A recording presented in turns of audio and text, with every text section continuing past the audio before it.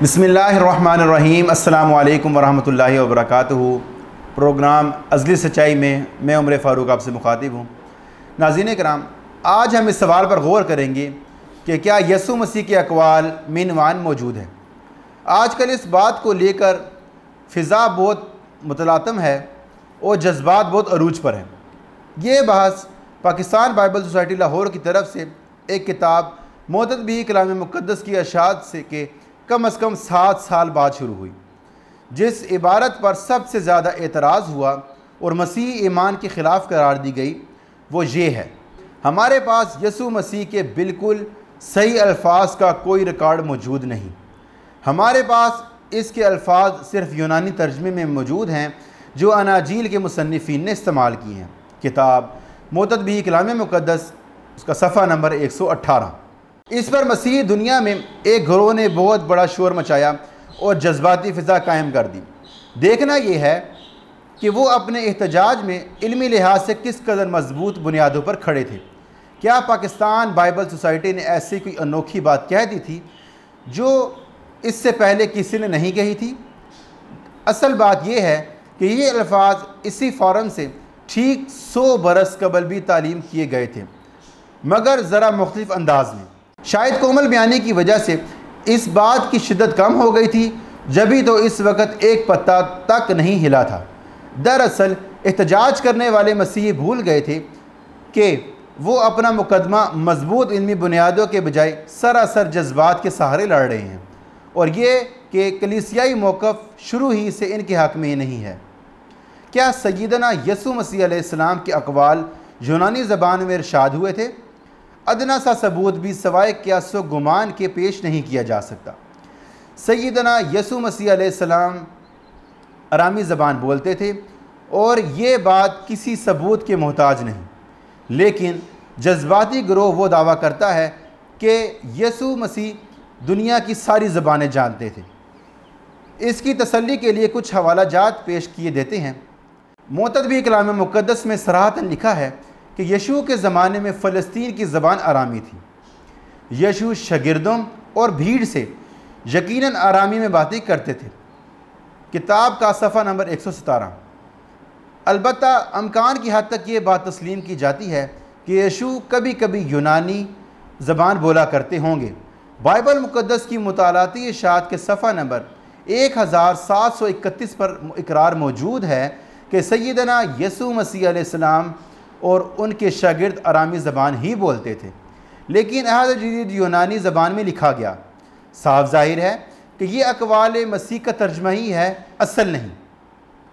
इंजील नवीसों ने यीशु मसीह के अक़वाल नकल करने में जो तसाहल और लापरवाही बरती है, इसके मुतालिक पादरी प्रोफेसर डार्ट साहब फरमाते हैं कि अगर हम सिर्फ़ नए अहदनामा और इसमें सिर्फ़ अनाजील पर गौर करें तो मालूम होगा कि हमारे खुदावंद के बाज़ अक़वाल और अफ़ाल जो यहाँ चारों अनाजील में हैं, और इसके बाज़ इख्तलाफात ऐसे हैं कि हम कतई फ़ैसला नहीं कर सकते कि इनमें कौन सा बयान ज़्यादा काबिल एतबार है।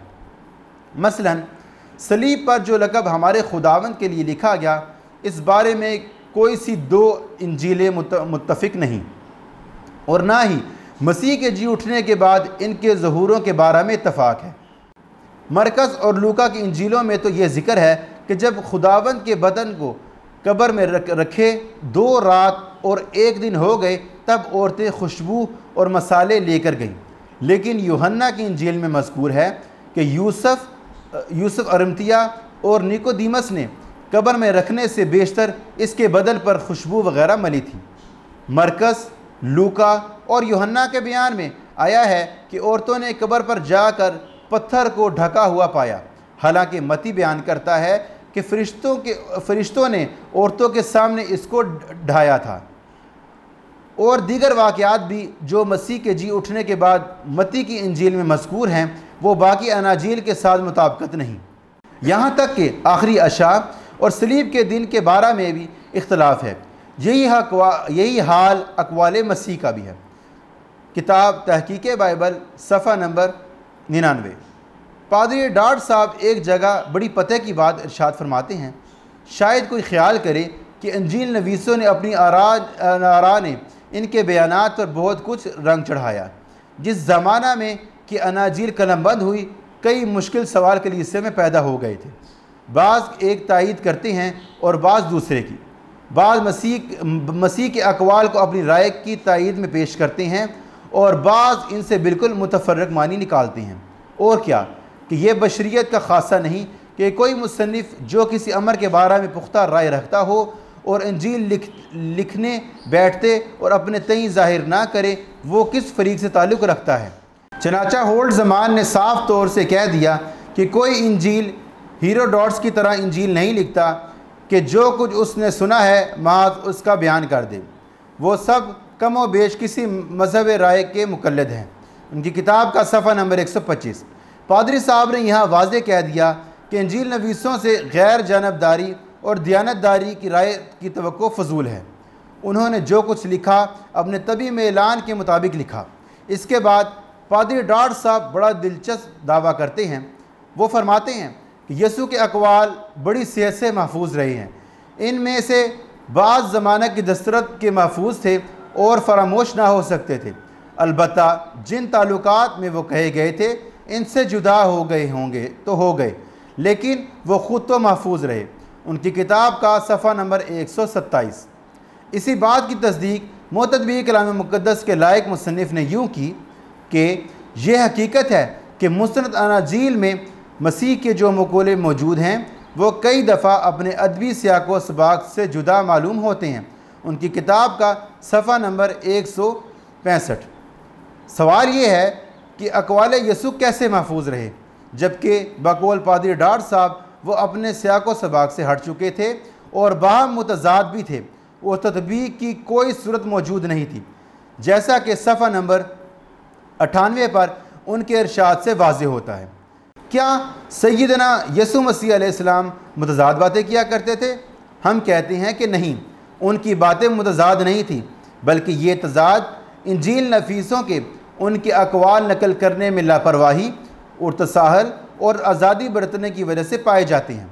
हमारी इस बात की तायीद पादरी डॉट साहब खुद ही फरमा देते हैं जब वो ये तस्लीम कर लेते हैं कि हमारे खुदावंद के अक़वाल अनाजील में हमेशा एक ही लफ्ज़ में बयान नहीं हुए हैं।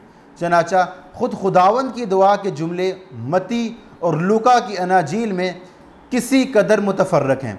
उनकी किताब का सफ़ा नंबर 91। जब आपने अक़वाल मसीह की नकल में इंजील नफीसों का तसाहल और उनकी लापरवाही को मान लिया और उनके नतीजे में तज़ाद का वक़ू भी तस्लीम कर लिया है, तो उनके महफूज रहने का दावा क्यों कर सकते हैं? अब ज़्यादा से ज़्यादा अक़वाल मसीह के मफ़हूम का मुश्तबे अबलाग ही मुमकिन हो सकता है, क्योंकि कोई भी ये बात यकीन से नहीं कह सकता कि सय्यदना यीशु मसीह अलैहिस्सलाम क्या बयान फरमा रहे थे और इंजील नफीस इस कौल की अपने अल्फाज में बयान करने से अपने किस नज़रिए को मसीह की ज़बान से साबित करना चाह रहा था, क्योंकि पादरी साहब ने यह तस्लीम कर रखा है कि बाज़ इंजील नवीस मसीह के अक़वाल को अपनी राय की तायीद में पेश करते और बाज़ इनसे बिल्कुल मुतफर्रिक मानी निकालते।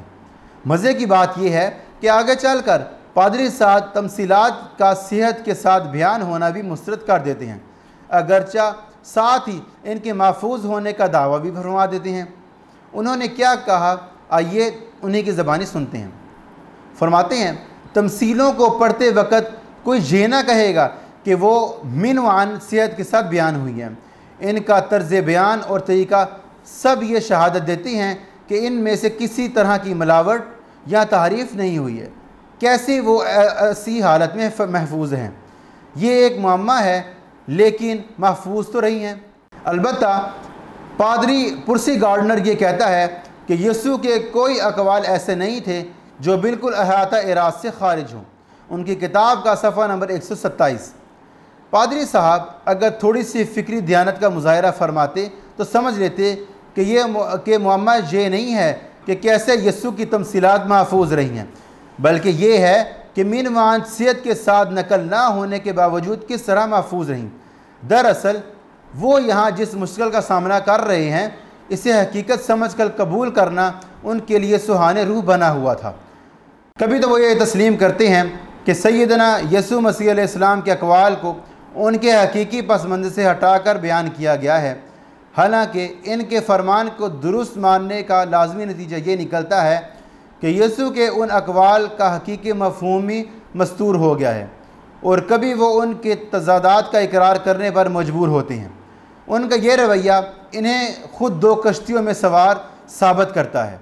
वो एक बार फिर एक तवील बहस के बाद ये मानने पर मजबूर नज़र आते हैं कि हमने माना कि मोतरिज़ अनाजील के बयान को हर अमर में सही तस्लीम नहीं करते, बल्कि किसी ऐसी कसौटी की तलाश करते हैं जिस पर लगाने से हर मैल कुचैल दूर हो जाए और असल हकीकत बाकी रह जाए।